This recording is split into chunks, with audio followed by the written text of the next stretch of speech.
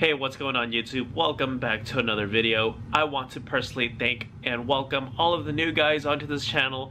Welcome, welcome, welcome. And with that, today's discussion topic will be, is the Subaru WRX or STI a financial mistake? Let's talk about it.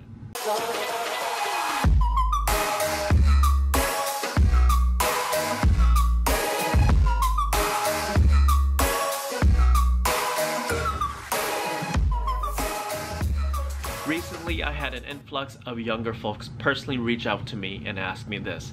Hey Tom, the Subaru WRX and STI is also my dream car, and I really want it as my very first vehicle. However, I can't justify buying it because it's rather expensive.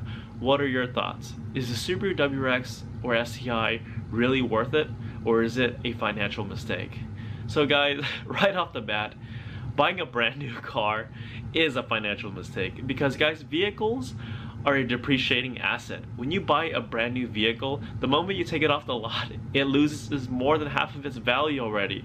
And yes, Subaru holds its value very well, but that's because of the popularity of it. I bet you if this car wasn't so popular, it would be exactly like every other sports car out there.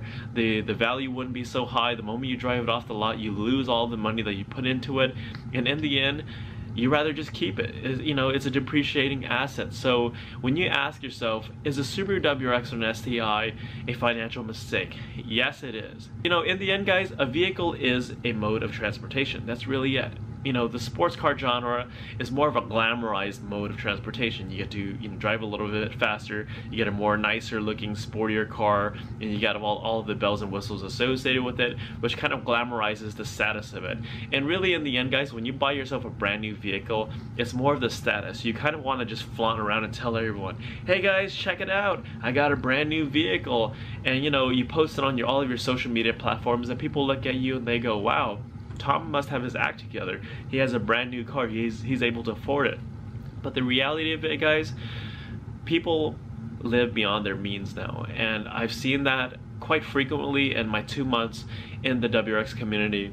I told you guys before that it took me 3 long years to be able to get to a financial circumstance where I'm able to afford this car, and I was able to get this car within a reasonable budget that fit my circumstances and my lifestyle. And I've met a lot of other WRX and STI owners who are paying a premium a month, like well over $800 a month, just to be able to glamorize and say that yes, they own a WRX or yes, they own an STI. And some of those guys are way younger than me, so I get it. When you're younger, you want a brand new car, you want to show off, you want to tell people, hey, look at me, I got a nice fancy new toy, and you want to show off. I get it.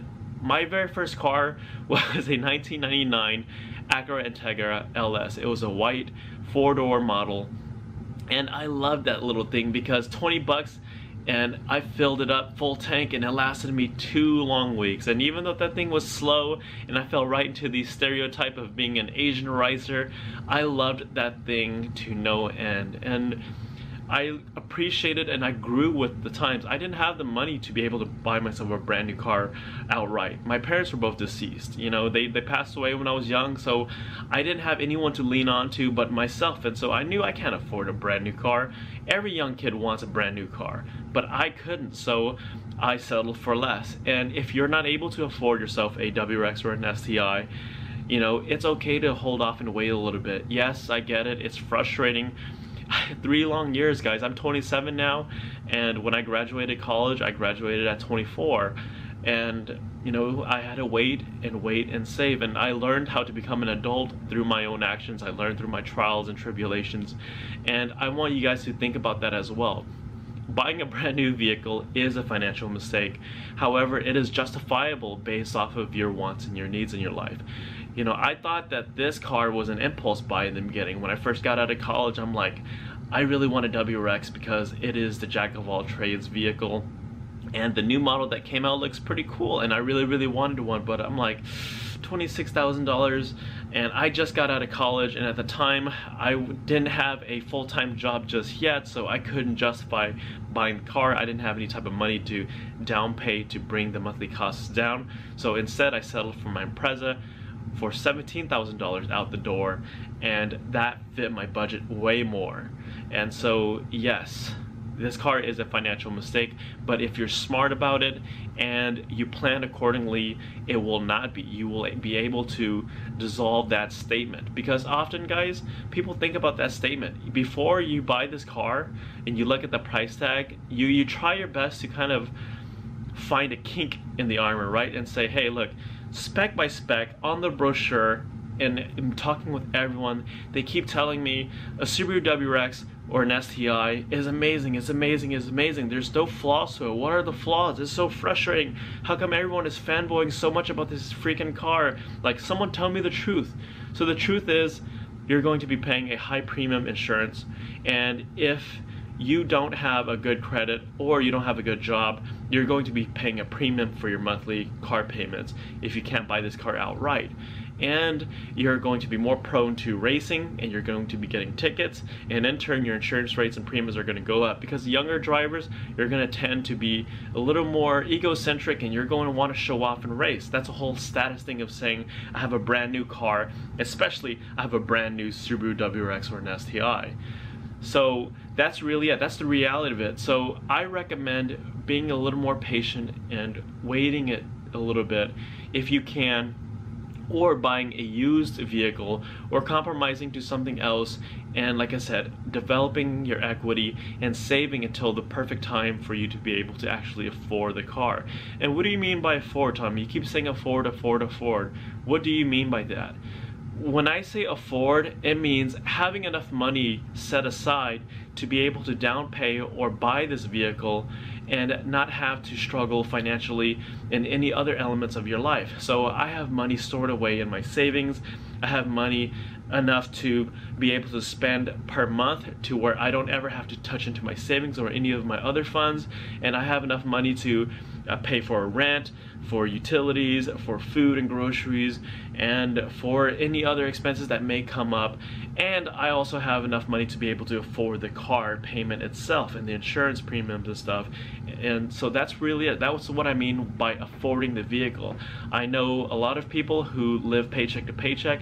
I was there at one point, especially as a college student. I know how difficult it is, but once you get your act together, once you get your finances in check, this car will no longer be a financial mistake. So don't let this car put you in debt. Okay, being rich isn't about how much money you make, guys. It is about how much money you save. So I used to think that if I make the big bucks, I'm going to be able to buy anything I want. But really, it's not like that, guys.